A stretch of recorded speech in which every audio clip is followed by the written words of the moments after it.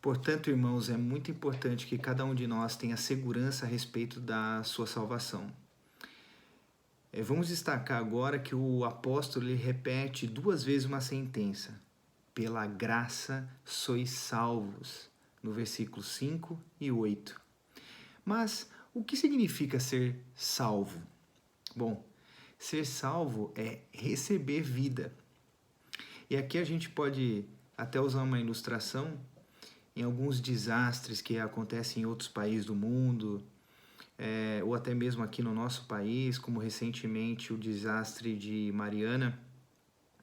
Às vezes um jornalista tem a oportunidade de entrevistar, até mesmo ainda no hospital, uma das pessoas que foram encontradas nos escombros, na lama, e quando o jornalista tem a oportunidade de entrevistá-lo, a pessoa até comenta, eu nasci de novo.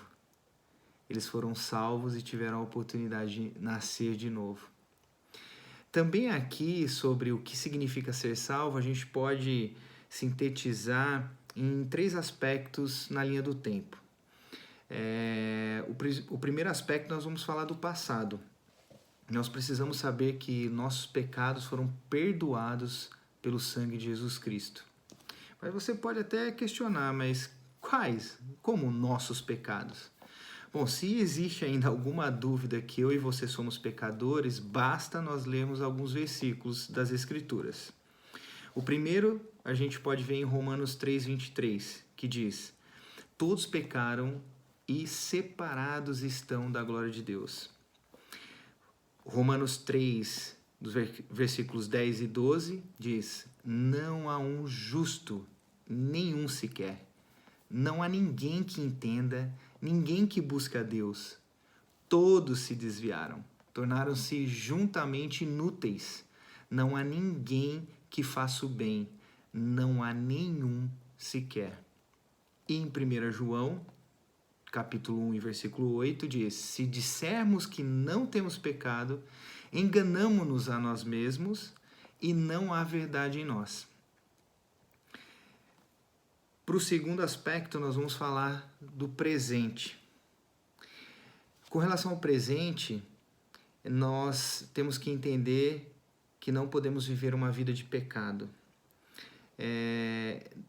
Que não podemos fazer a nossa própria vontade, mas sim a vontade de Deus. E ser transformado dia a dia na imagem de Cristo. E aqui vale a pena uma reflexão mais estendida quando falamos do presente.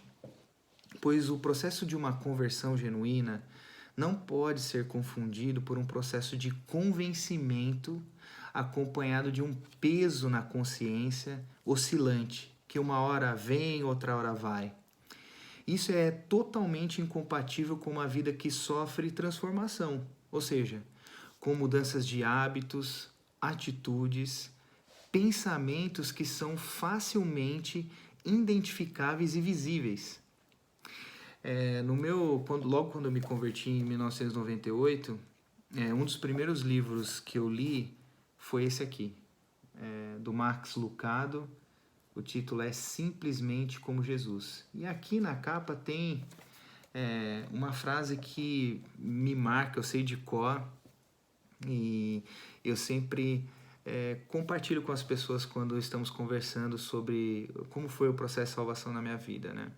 Então a frase diz assim: Deus o ama como você é, mas se recusa a deixá-lo desse jeito. Ele quer que você seja simplesmente como Jesus. É maravilhosa essa frase, sintetiza muito bem tudo isso que nós estamos falando. O processo de uma conversão genuína é estar vivo para Deus. Você crê em Deus, crê no Senhor Jesus Cristo, você percebe agora que tem um relacionamento com Deus, você é persuadido que seus pecados foram perdoados, você lê a Bíblia e ela fala com você, você ouve a pregação da palavra e você sabe que é para você, você ora e percebe que Deus lhe ouve e te responde, você peca e tem convicção que fez algo errado. O contrário disso é uma condição de morto, pois o morto não sente nada. ele comete pecados e não tem frutos de arrependimento. Ele não vê a Deus, ele não ouve a Deus.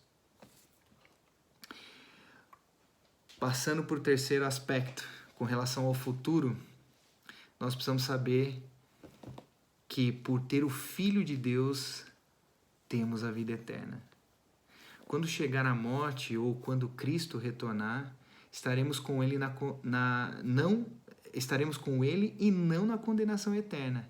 É impossível alcançar esta salvação por nossos meios ou por nossas obras. Não há nada que eu e você possamos fazer para merecer o perdão dos nossos pecados e a vida eterna. Ninguém pode se salvar por seus esforços, nem sequer por praticar alguma religião, inclusive a religião cristã. Ninguém pode se salvar por procurar guardar os mandamentos da lei de Deus, porque todos pecamos e esta mesma lei nos condena. Por isso está escrito: não vem de vós, é dom de Deus. A salvação é um presente de Deus e só se pode receber como um presente. Na sequência desses 3 versículos, 8, 9 e 10, a gente também encontra 2 palavras-chave, graça e fé. E nós vamos começar pela graça. E fazendo uma pergunta: qual é o único meio para sermos salvos? Pois bem, através da graça. Pela graça sois salvos. Mas o que significa graça?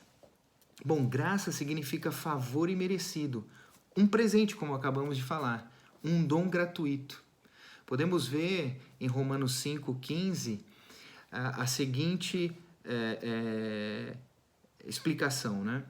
Mas não é assim o dom gratuito como a ofensa?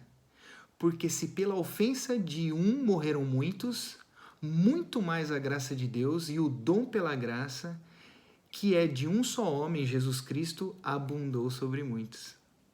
A graça de Deus nos concedeu um Salvador.